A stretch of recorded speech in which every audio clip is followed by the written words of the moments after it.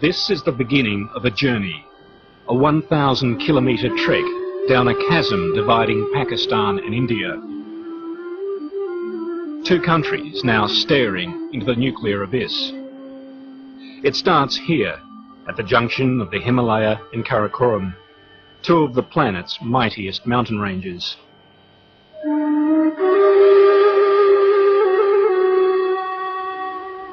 We pass K2, the world's second highest peak, on our way to a battlefield like no other on Earth. Our Pakistan Army helicopter stays well below the ridgeline. Any higher and will be exposed to fire from Indian heat-seeking missiles.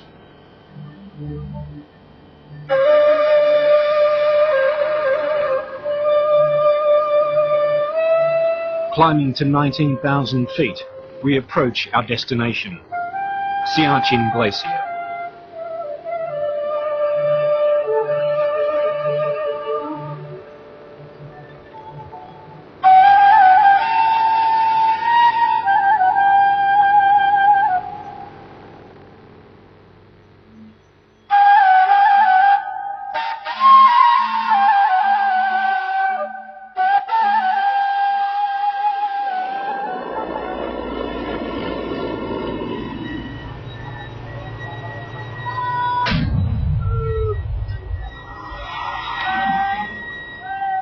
This is Pakistan's front line, the enemy, India, barely 2,000 metres away.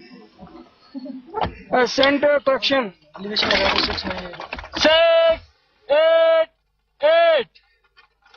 25,000 troops struggling to survive on the roof of the world, facing an equal number of Indians. Number 1, fire!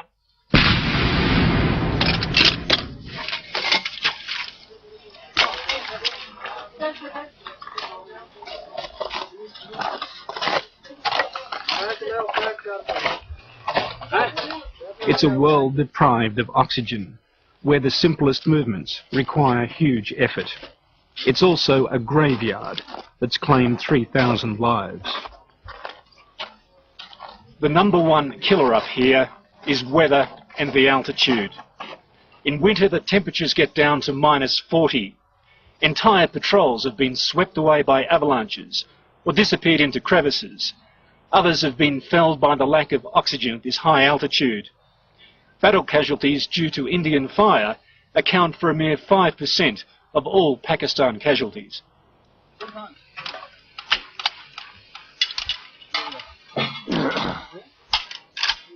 These men are on the northern end of the front line dividing the disputed state of Kashmir. While a ceasefire line was mapped out in the lower country, no one bothered to negotiate a clear boundary up here. Both sides reasoned the area was uninhabitable, and who, they asked, would want to visit the place. But in the early 80s, Indian Army mountaineering expeditions arrived, followed by armed patrols from both sides.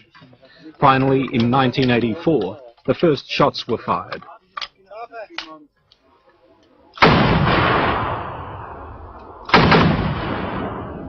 The Indians hold the high ground, but pay dearly for their advantage. Every day, 2 of their soldiers are killed or incapacitated by the cold and higher altitude. Pakistani gunners make life even more miserable for any Indian observers hidden on the ridgeline.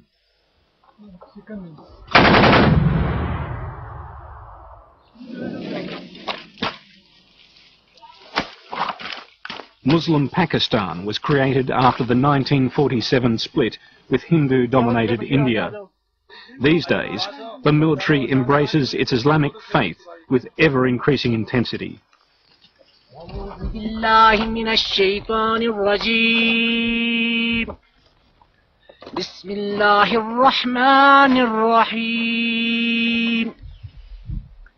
القارية ما القارية وما أدراك ما القارية وما أدراك ما هي نار حامية صدق الله مولانا العظيم.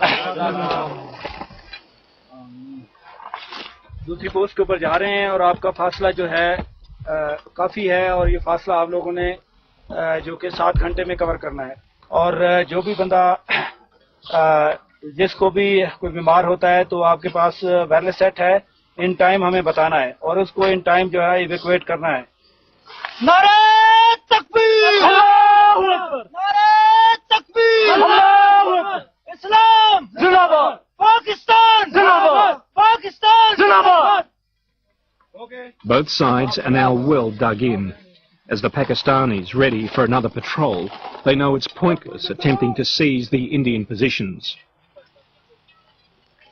Last time they tried, 150 men died, easy targets as they lumbered up the mountainside through the snow.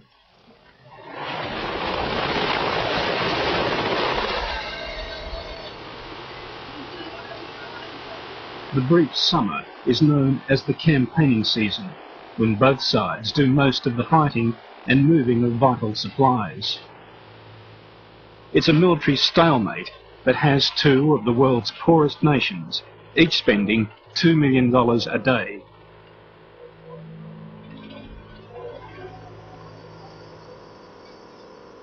By the time each piece of humble roti or bread reaches the mouths of the hungry soldiers, it has cost $20. Oh, very tasty.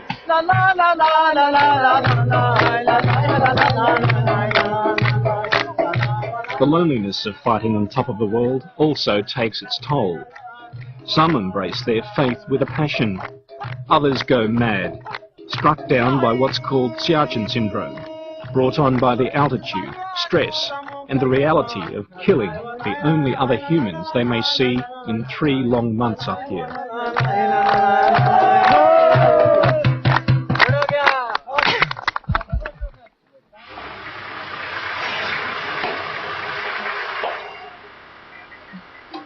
"12,000 feet below the front line, we have an appointment with one of Pakistan's Siachin commanders. We are Muslims, we believe in jihad and we believe in our cause. And the cause is that ours is a principal stand. The brigadier claims India has now moved the fight down from the mountains to the heavily populated hills of Kashmir. I would say that the enemy wants to entice us. That is why he has taken, this battle out of the Siachin area and wants to extend it southwards, not only, towards southwards in the Siachin sector, but also towards Indian-held Kashmir. Indians have also a habit to use the human beings as a shields. They force the population on the other side to be used as porters, to be used, on the jobs which are to be done on the front line for the soldiers, so that if we reciprocate, on the fire, then they are the casualties and they could later be, used, for their mischievous design.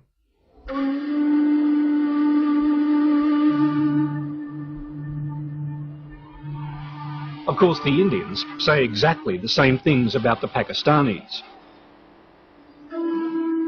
And as we head south, down towards the warmer climes of Kashmir, it becomes apparent that the propaganda campaign is every bit as fierce as the shooting war.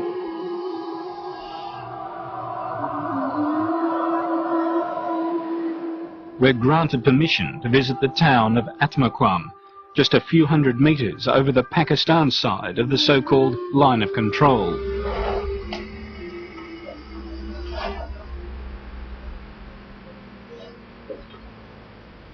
The only access, a 4-hour drive over a mountain pass, a track with a sheer 2,000-foot drop over the side.